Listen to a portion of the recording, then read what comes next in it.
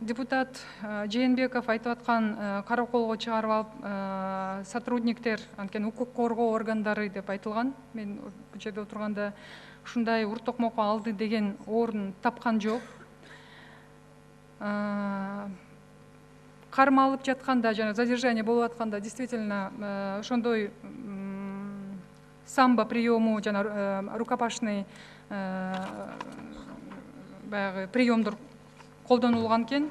И ошонун негизинде адамдар жанагындай телесный поврежденияны алыптыр. Сени качан кармап атат? Бизди 7 күнү кечинде кармап атат. 7 күнү саат 7-лер чамасы. Анан ушундай 7:30 мен немеден Нобул телевидениянан прямой эфир берип чыктым.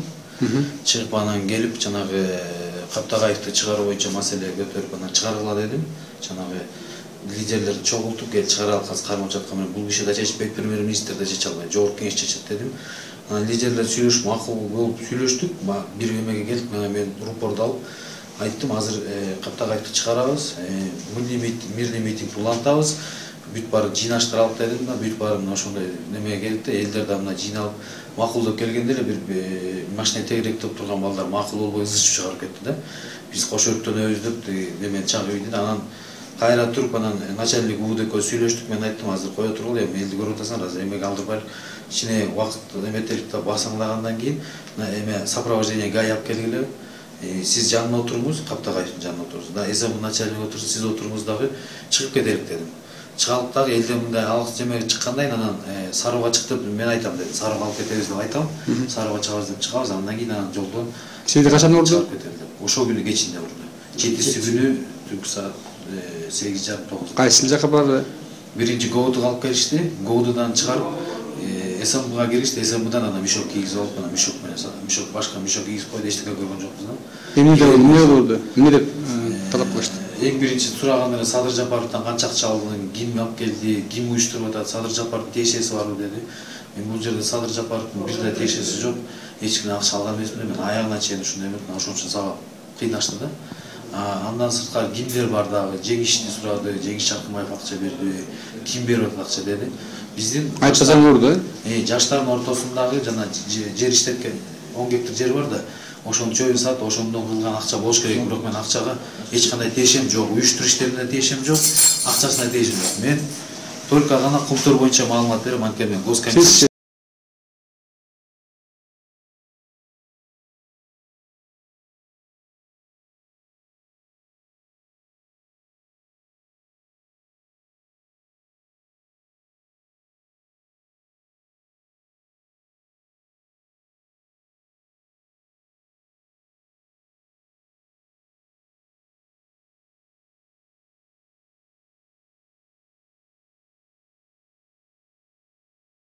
Жанагы уруп сабады деген факты боюнча текшерүү иштери жүрдү деп айтпадымбы? Ошондо камалып жаткан балдардын баары суракка алынган, алардын баарын жазып берген объяснительнийлер бар, түшүнүк каттарынын баары бар.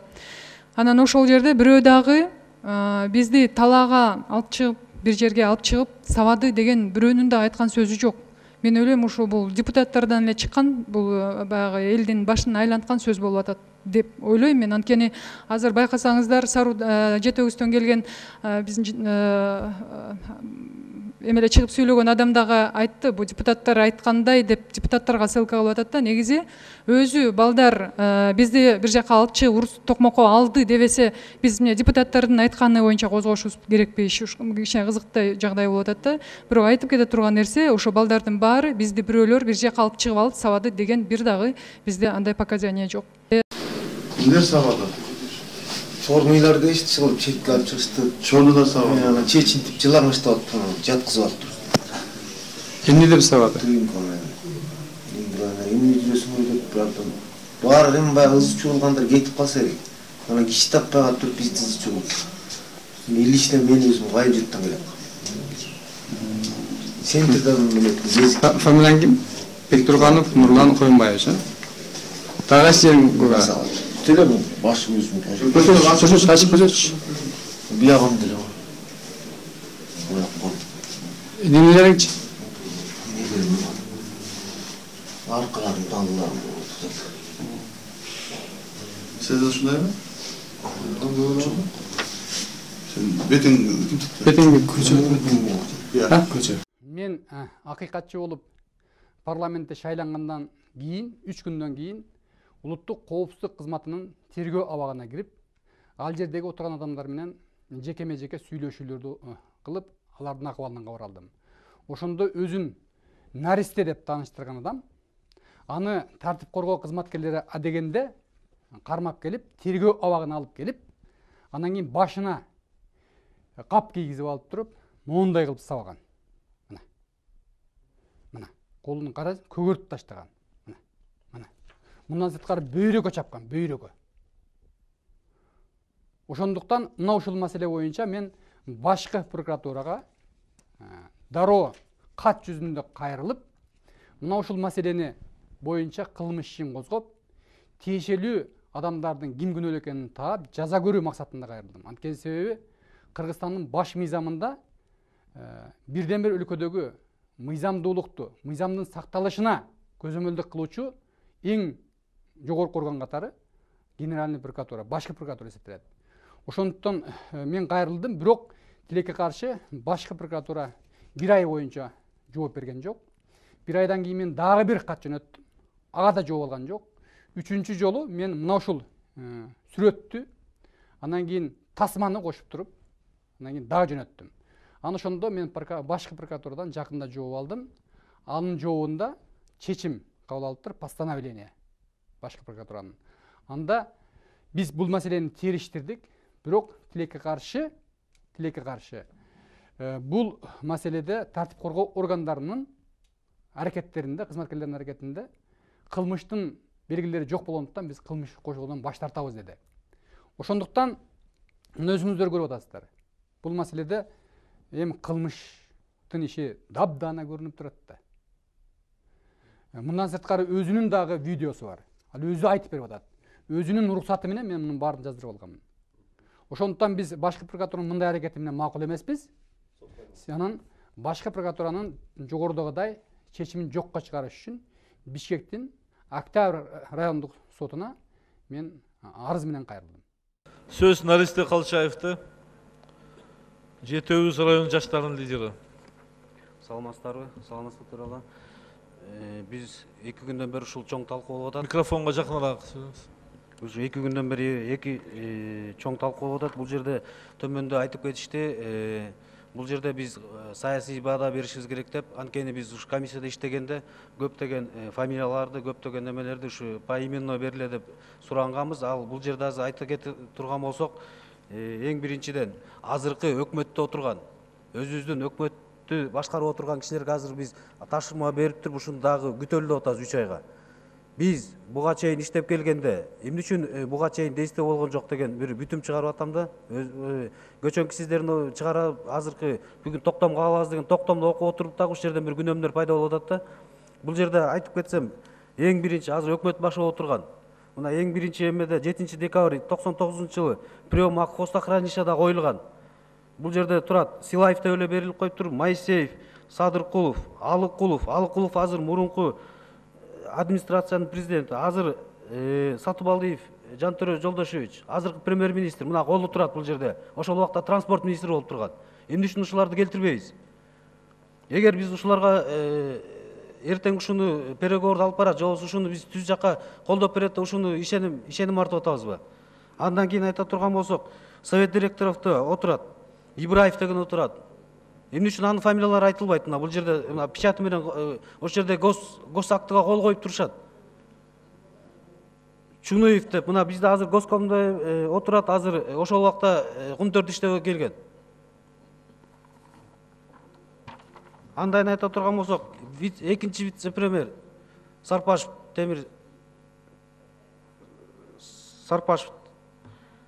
Ак Эмир эме менен азыр кумтөрдөн договор алып, темирин чыгарганы, мына көчө договорун алып отурат кумтөр менен. Градиент менен алып атат автолорун. Эмне үчүн ушуну айтпайбыз? Мына бүт кагаз менен турат, каласаңар таратып беребиз. Буга чейин келген дивидендтерди айтып атабыз. Болгон мына 34 миллион. 34 миллион алганбыз буга чейин. Мына бул жерде сурап турат. 94төн 2000-ге чейин эч кандай бир төлөнбөптүр. 2001 жылы 6 миллион, 2003 жылы 4 миллион төлөнүптүр. Андан кийин революциядан кийин 2010 жылы кошулуп берилген 4 миллион, андан 2011 жылы 30 миллион берилип атат. Калгандарыныкы дивидендтер мына анда таркатып берелик, кааласаңыздар. Булар эмнеге айтылбайт? Андайын экологический экспертиса боюнча расчет ушиб размещение отвала пустых породов деп турат. Только пустой породага берип атабыз. Мына чыгарып берген 6 миллиард деп жанагы айтылып аткан 6,5 миллиард сом. А эмне үчүн көз карандысыз берген Динара эженин эмеси бекилбей кирбей калып атат. 5 миллиард деп. Биз андан эмне коркуп атабыз 5 миллиардты киргизгенден? Бүт эсептер боюнча эсептелип берилген. Ошого көңүл бурсак, анан азыр айтып атабыз токтомдо. Биз прокуратурага жанагы кишилердин берели дагы 3 ай мөөнөт берели деп. А биздин сиздер чыгарып берген токтомдо мындай деп жазылып турат 8-пунктта.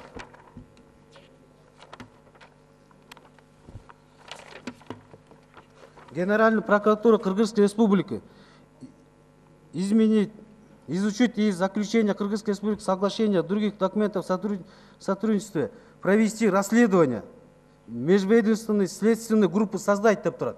А эмне үчүн ошол группа создавать этилген жок?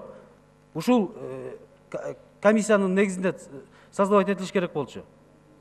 Мыйзамдуу түрдө жазылып, силер өзүңүздөр бергенсиздер, ушул пункт аткарылбай жатат. Анан кайра биз прокуратурага дагы ушуну берели деп атабыз. Буга чейин эмне үчүн 8 айдын ичинде прокуратура бирөөнүн фамилиясын жазып берген жок. Же бирөөнү алып келип, ушул жерге жоопту кылып, моралдык дагы баа берген жок. Бул айтылган жок. Азыркы постановление боюнча азыр биз толук Кумтөр Голд компания Кыргыздын мамлекетинде катталып болгондон кийин биз толук укуктуу. Азыр биз айтып атабыз мына обеспечить безопасность работы завода Кумтөр компания месторождение Кумтөр деп биринчи гана эмеде берип атабыз. Эгер ушул токтом кабыл алынып кетсе, анда биз Кумтөрдү жактаган болуп атабыз. Урматтуу депутаттар, бул жерде внешний мына Нацбанкта администрациянын ичиндеги башкаруусун азыр биз толук кандуу, эгер сиздер толук кандуу азыр кабыл алып берип туруп денонсацияга барсак, ошол экинин Кумтөрдүн ички башкаруусун ушул кыргыз жаранынан башкаруусун убактылуу ушул нерсе чечилгичекти сот болобу эмне болобу башкарууну алып келе алсак толук мүмкүн бар экен. Бул юридикалык жагынан дагы бүт жагынан камсыздай алабыз. Биз эмнеге үчүн ошого бара албайбыз азыр? Мына тарых алдында Оюңузду бүтүрүңүз. ушул жерден талкуу болуп атканда айтылды эле, элге салалык деп атасыңар. Ушундай бир сөз болуп кетти эле. Бул элдин астында сиздер келип аткандан кийин тарыхый нерсе болуп аткандан кийин ушуга бир жооптуу бир эртең элдин астына ала тургандан кийин жооптуу бир чоң милдетти өз мойнуңузга алсаңыздар. Ушул жерде бир денонсацияга барып туруп чечкиндүү кадам жасасаңыздар, ошого алып келип туруп эртеңки күндөн баштап туруп ошол правленияны кыргыз элин алып туруп анан соттошо турган болсок, бул Центара Канадада турат. А Кумтөр Голд компания биякта турат. Жер биздики турат, эл биздики турат. Ошол жерде иштеген адамдар да кыргыз жарандары турат. Толук кандуу иштетип кете алабыз. Иштетип ошол экин алып келгенге биз. Рахмат. Рахмат. Булар да комиссия мүчөсү болуп иштеген. Депутат